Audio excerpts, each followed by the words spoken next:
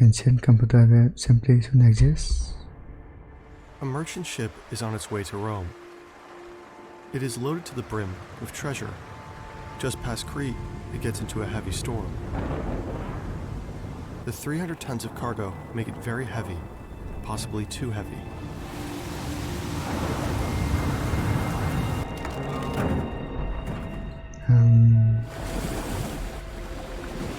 The ship sinks.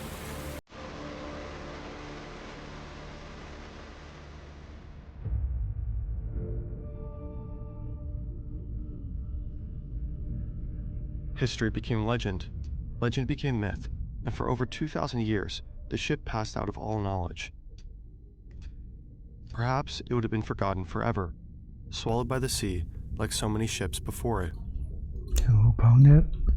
That was until a sponge diver from a small town of Simi makes a dive into the ocean. On the sea floor, he discovers a bronze hand sticking out of the mud, heavily corroded, but still recognizable. He reports his findings to his captain. With the help of the Greek government, the crew recovers what must have been a shipwreck. Ancient bronze and marble statues, fragmented pots and vases. It's the largest collection of Greek artifacts ever found. They take everything to Athens. Museum staff are piecing together the artifacts. Meanwhile, this corroded lump of bronze still sits there, unnoticed. Over the course of the next few months, it dries up and cracks open. The shattered rock reveals something very strange. A large wheel, engraved letters, and a number of smaller gears. It looks like an ancient machine. A sophisticated device that simply should not exist, X-Men? with a mechanism over 1,000 years ahead of its time. For over a century, archaeologists, engineers, and physicists from all over the world will try to solve the riddle of the world's first computer. This video is largely based on the fantastic book, Decoding the Heavens, I thought the first computer was by Joe Abacus. Marchand. Link in the description. Greek archaeologist Valerio Stais is the first person to examine the strange objects. The many traces of gears lead him to believe that this must be some kind of ancient clock. But mechanical clocks were not invented until the Renaissance, 1,400 years later, and while there are mentions of toothed wheels, no gears from antiquity has ever been found before. At least until now. Stais soon realizes that he needs the expertise of others.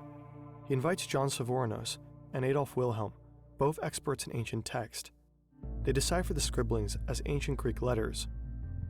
Another scientist named Pericles Rhodiatus studies the inscriptions and suggests that they must be operating instructions. This word in particular stands out to him.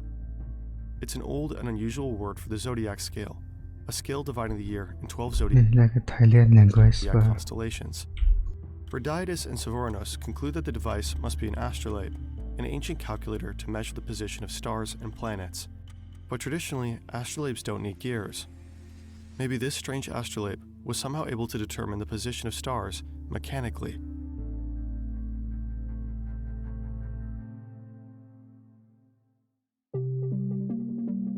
In the following years, the fragments are carefully cleaned.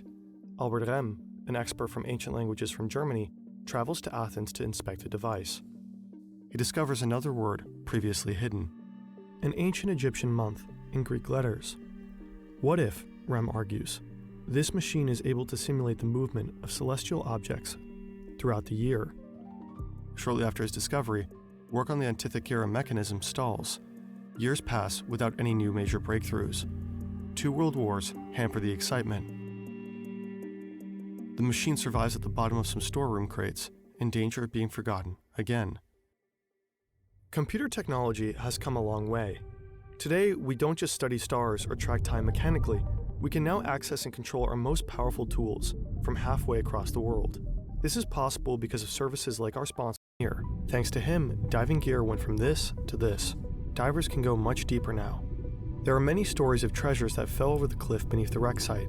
They were out of reach for the sponge divers back then, but not for Cousteau and his crew. After days of searching, they find something buried under a thick layer of sand.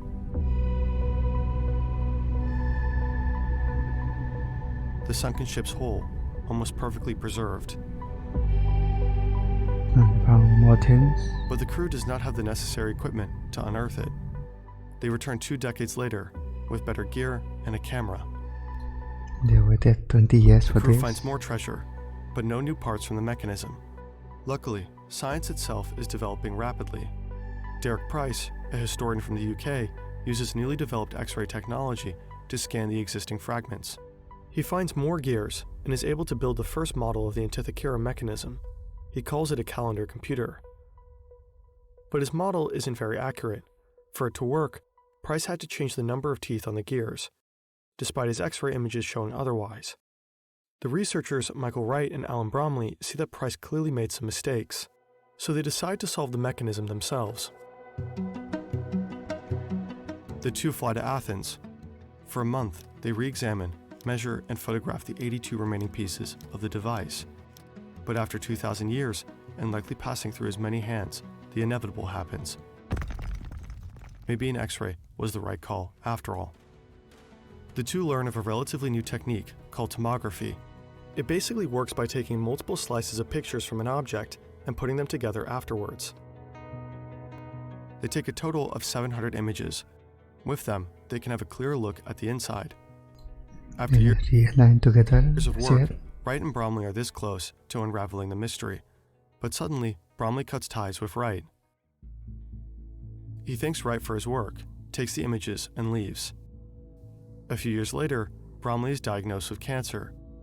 On his deathbed, he confesses to Wright he alone wanted to be known for solving the Antikythera mechanism, but he failed.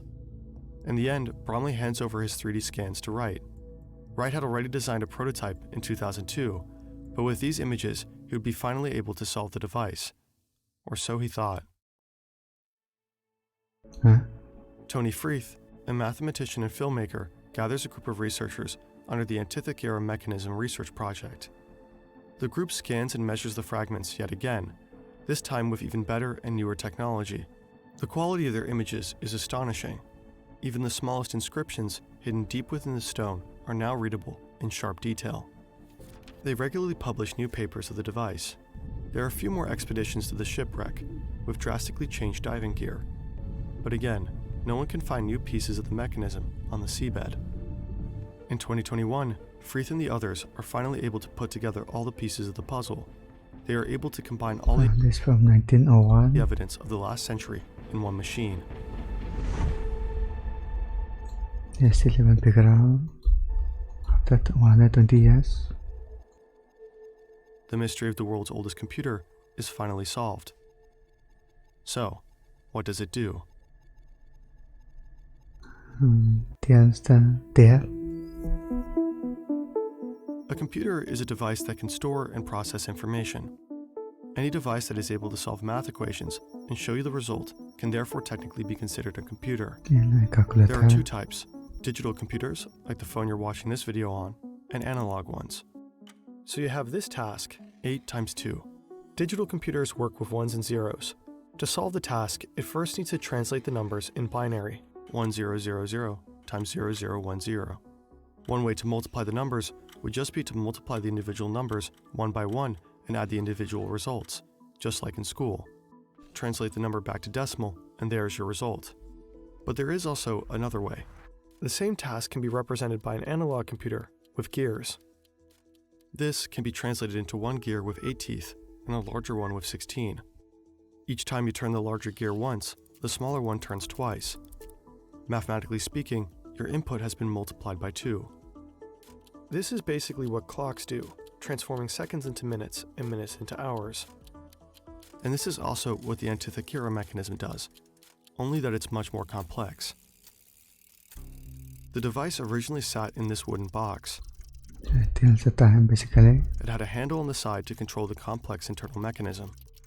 These gears move a series of pointers at the front and back. The ancient Greeks believed the Earth was at the center of the universe. That's why Earth sits right in the middle. Around it orbits the Moon, as well as the Sun and the 5 planets that were known at the time. No, so There are also rings for the Egyptian months and dates with its respective zodiac. Additionally, the front is full, with step-by-step instructions on how to use it. The back shows 2 spiral rings with large pointers in the middle. The upper one shows the 19-year Metonic cycle. It's the basis for many ancient calendars. Inside these rings is a smaller scale showing the 4-year cycle of the Olympic Games. The lower ring is an eclipse predictor that, well, predicts eclipses. The Antithycera mechanism is a complex simulation of the cosmos. Pick any day. The machine shows you where the moon stood, which star constellation was rising, or when the next eclipse was coming. All this in a wooden case as large as a book. Perhaps it was used by astronomers or by teachers. But one common theory suggests otherwise. It most likely wasn't a tool. It was probably a luxury toy. A very impressive and also very expensive piece of tech for anyone who can afford it. Some suggest it might have been used to cast horoscopes. The ancient Greeks, like strangely many people today, believed in astrology, the idea that the position of the stars and planets at your birth have an influence on your life. Say you want to know what Mercury was doing when you were born? Today, you just Google it. In ancient Greece, you need an astronomer at the time of your birth to write down the exact constellations. Otherwise, this information would be lost. With the Antithycera mechanism, you could set it to your birthday, only to realize that Mercury was in retrograde. Over 2,000 years ago, some wealthy owner took the device with him on a trip to Rome. But he never reached his goal. The Antithycera mechanism is a technological masterpiece that no one would have thought possible at the time. There is a slight catch, however. The device actually sucked. It wasn't very accurate. Ancient Greeks didn't have the scientific tools to measure the universe like we do. Stop roasting, bro. They mostly looked up at the sky for a very long time, wrote down what they saw, and developed theories about the universe. When you look up at Mercury long enough, you realize something very strange. At first, Mercury becomes slower and slower, until suddenly it changes direction and seems to move backwards. By the way, this is actually what people are talking about when they say Mercury is in retrograde, which is a bad sign apparently, or whatever. In fact, every planet has these little loops, called epicycles. If you write it all down, this is what the geocentric universe looks like. Thanks to Copernicus, we know that the universe is heliocentric. These epicycles are only an optical illusion. This is what the two models look like, side by side. Translating the geocentric model to the right gears is an incredibly difficult task. Sure, you can calculate it, but the model is very prone to error. Every gear needs to accurately simulate the different speeds of the planets during these epicycles, and even the apparent retrograde motion. This is why the inside of the Antithycera mechanism is so mind-bogglingly complex. Building a machine like this without modern technology also adds mechanical errors. Ultimately, the Antithycera mechanism is off by about one whole zodiac. Considering the age of the machine, that is, of course, still incredibly impressive. It's from the Tang so.